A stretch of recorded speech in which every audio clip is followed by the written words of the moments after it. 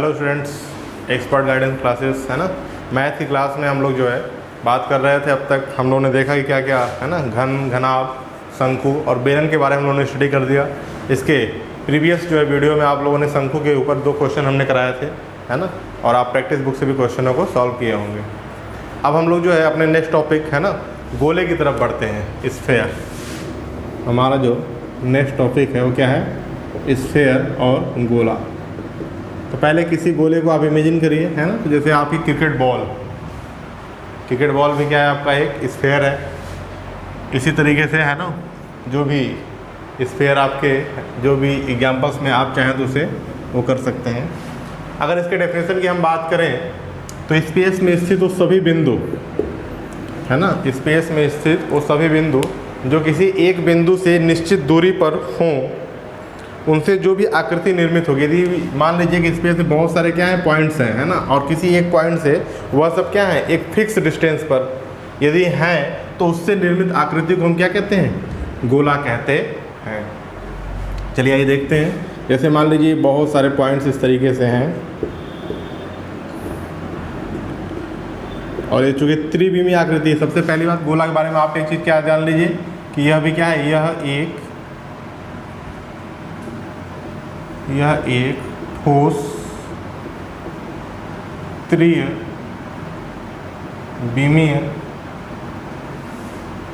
आकृति, ठीक, सॉलिड 3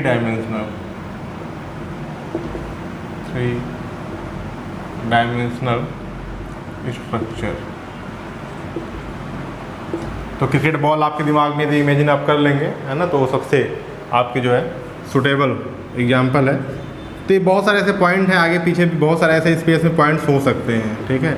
लेकिन किसी एक पॉइंट से निश्चित दूरी पर, जैसे मान लीजिए ये हो गया, जो निश्चित दूरी पर है ना। अब ये डिस्टेंस तो ज़्यादा है तो उसको तो हम कवर करेंगे नहीं। तो ये जितने भी एक निश्चित दूरी पर जितने भी पॉइंट्स हैं, यदि इन सबको आपस में मिला दिया जाए तो ये जो क्लोज्ड स्ट्रक्चर बनेगा आपका, है ना, ये पीछे भी होगा आगे भी होगा, 3 डायमेंशनल होगा, है ना। इसी को हम क्या नाम देते हैं? गोला नाम देते हैं, ठीक।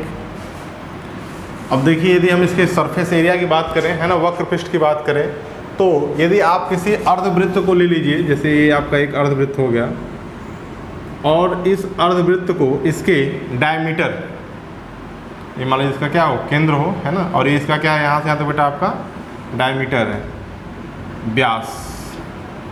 यदि इस अर्धवृत्त को हम इसके व्यास के परिधि पूरा एक चक्कर घुमा दें, है ना, तो इससे भी जो आकृति निर्मित होती है वो क्या होती है? आपकी गोला होगी, है ना। इस अर्धवृत्त को यदि आप पूरा एक चक्कर परिक्रमण करा देंगे तो इससे भी जो निर्मित आकृति आपकी होगी वह भी एक स्फीयर फॉर्म करेगी। और इस गोले की जो त्रिज्या होगी वह क्या होगी? इस अर्धवृत्त की जो त्रिज्या है ना, और इस गोले का केंद्र क्या होगा? जो इस अर्धवृत्त का केंद्र होगा, है ना। तो एक सेमी सर्किल को यदि उसके डायमीटर के अकॉर्डिंग अलॉन्ग हम क्या करते हैं? पूरा एक कंप्लीट रेवोल्यूशन करा देते हैं, एक पूरा कंप्लीट परिक्रमण कराते हैं, तो जो निर्मित आकृति होती है वो हमारी क्या होती है? ठोस गोला होती है ना। तो ये दोनों डेफिनेशन है, आप इसमें से किसी एक को भी बता सकते हैं। अब देखिए यहाँ पर क्या होगा, है ना, रेडियस। तो जो ये फिक्स डिस्टेंस वाले पॉइंट्स हैं, है ना, तो यह जो निश्चित दूरी है, निश्चित दूरी जो है, या इसे हम कांस्टेंट डिस्टेंस भी बोलते हैं, तो यही हमारा क्या रेडियस होगा गोले का, गोले की त्रिज्या होगी। और ये जो पॉइंट है, जो एक फिक्स पॉइंट है आपका, ये क्या हो जाएगा आपका बेटा? ये गोले का सेंटर ऑफ द पॉइंट हो जाएगा, यानी गोले का केंद्र हो जाएगा। तो ये एक बेसिक सा मतलब जो कुछ आपको समझना था, है ना। अब देखिए, जब हम बात करेंगे, अब गोले का सिर्फ एक ही पृष्ठ होता है ना, जो कर्व होता है। तो गोले का वक्र पृष्ठ और संपूर्ण पृष्ठ, गोले का वक्र पृष्ठ और संपूर्ण पृष्ठ, चूँकि एक ही पृष्ठ है, दोनों क्या होंगे? बराबर होते हैं, ठीक है ना। और देखिए, एक गोला जो होता है वो आपका 4 वृत्तों से मिलकर बना होता है ना। एक गोला जो आपका होता है वह एक 4 सर्कल से मिलकर के बना होता है। तो एक सर्कल का एरिया कितना होता है? πr square. तो 4 सर्कल क्या हो जाएगा? 4πr square.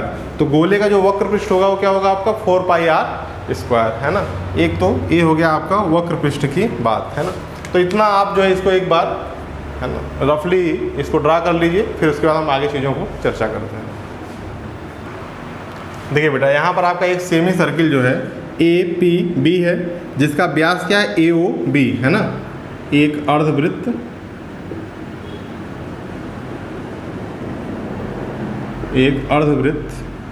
APB जिसका डायमीटर, जिसका व्यास क्या है आपका AOB। ठीक, अब देखिए इस सेमी सर्किल APB को जब हम और इसका रेडियस क्या हो जाएगा OP है ना। इसका जो रेडियस होगा वो क्या होगा आपका OP होगा। अब यदि इस अर्धवृत्त को हम इसके डायमीटर के अलोंग क्या करें, पूरा एक रिवोल्यूशन कंप्लीट कराएं, तो हमारा मान लीजिए जो आपका है AB, ये पॉइंट C और D है ना, तो आपको जो वृत्त मिलेगा जिसका व्यास AOB है, अर्धवृत्त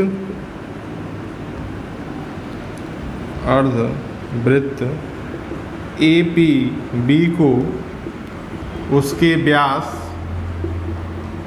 AOB के परितः एक पूरा परिक्रमण कराने पर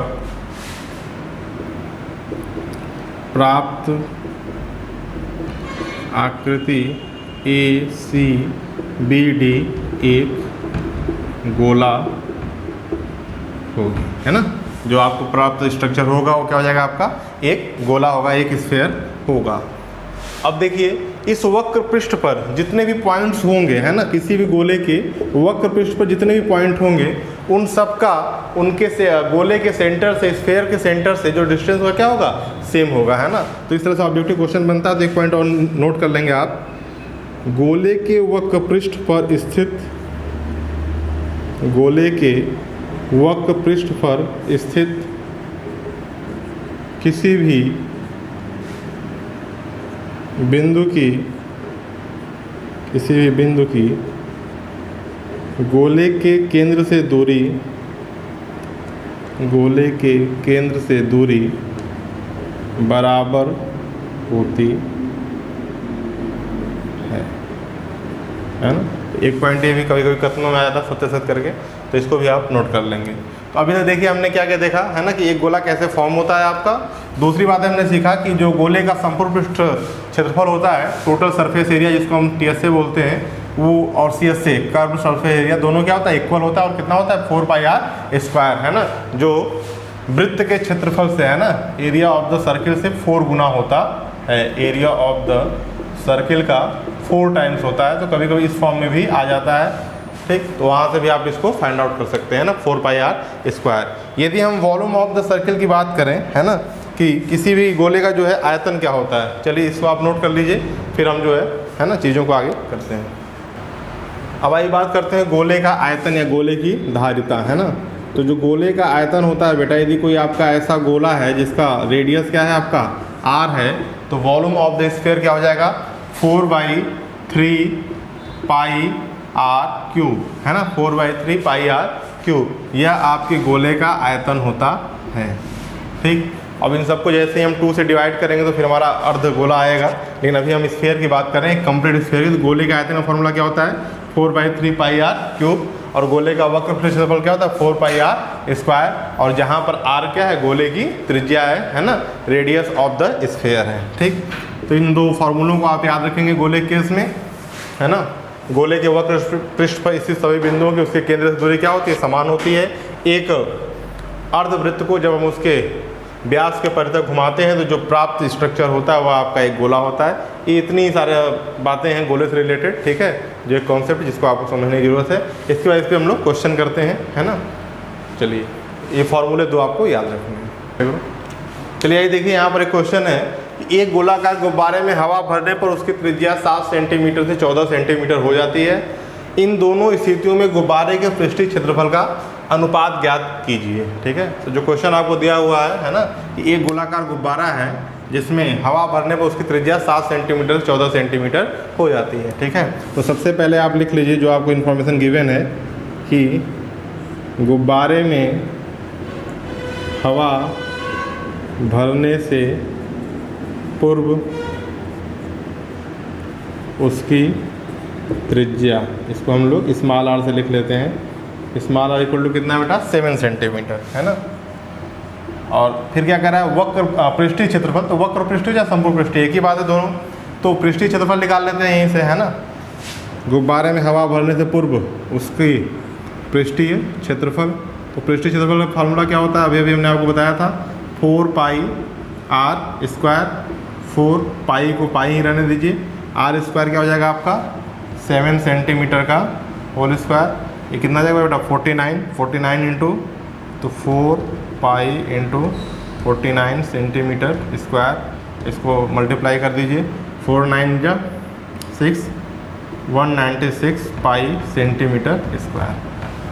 ये आपका आ गया बेटा, है ना, गुब्बारे में हवा भरने से पूर्व उसका पृष्ठीय क्षेत्रफल। ठीक है, अब गुब्बारे में हवा भरने के बाद, गुब्बारे में हवा भरने के उपरांत, जब उसमें हवा आपने भर दिया, उपरांत उसकी त्रिज्या कितनी हो जाएगी, इसको कैपिटल आर मान लीजिए, 14 सेंटीमीटर हो जाती है ना। देखिए, तो गुब्बारे में हवा भरने के उपरांत उसका पृष्ठीय क्षेत्रफल क्या हो जाएगा, पृष्ठीय क्षेत्रफल 4 पाई आर स्क्वायर। ठीक, 4 पाई को रहने दीजिए क्योंकि अनुपात याद करना, दोनों कैंसिल हो जाए, इसलिए पाई की वैल्यू हमने यहाँ पर पुट नहीं की है। ठीक है, नहीं तो करेंगे तो फिर मल्टीप्लिकेशन और डिवाइडेशन आपका बढ़ जाएगा। 4 पाई आर की वैल्यू कितनी हो जाएगी 14 सेंटीमीटर इंटू 14 सेंटीमीटर, है ना। तो 4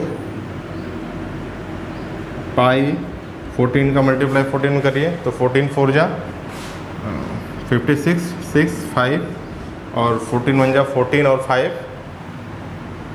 196। सही है, चेक कर लेंगे आप एक बार।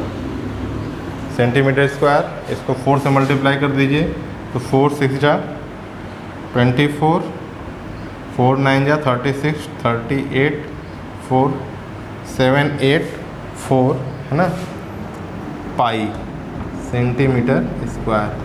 ठीक, अब क्या करना है आपको, देखिए इसका और इसका अनुपात ज्ञात करना है ना। तो यहाँ पे आप लिख लेंगे पृष्ठीय